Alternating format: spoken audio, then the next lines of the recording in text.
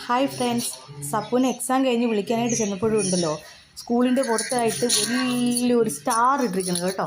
ഭയങ്കര മുട്ടക്കാട്ടനൊരു സ്റ്റാർ കേട്ടോ.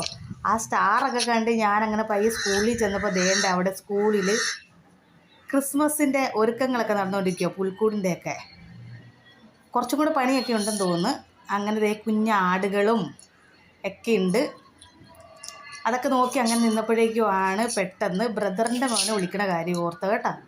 അപ്പോൾ വേഗം ബ്രദറിൻ്റെ മകനെ വിളിക്കാനായിട്ട് അവൻ്റെ അടുത്തേക്ക് പോയി.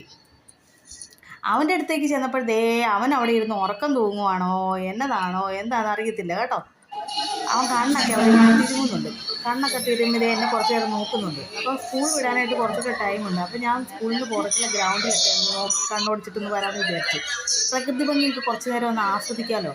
അങ്ങനെ പ്രകൃതി ഭംഗിയൊക്കെ കുറച്ച് നേരം ആസ്വദിച്ചുകൊണ്ട് അവിടെ അങ്ങനെ കുറച്ച് സമയം നിന്നപ്പോഴേക്കും സ്കൂൾ വിട്ടപ്പോഴേക്കും ഞാൻ വേഗം രണ്ടുപേരെയും വിളിച്ചുകൊണ്ട് വന്ന് ഓട്ടോറിക്ഷയിൽ ഇരുത്തി വേഗം വീട്ടിലേക്ക് പോയിരുന്നു. Tata bye.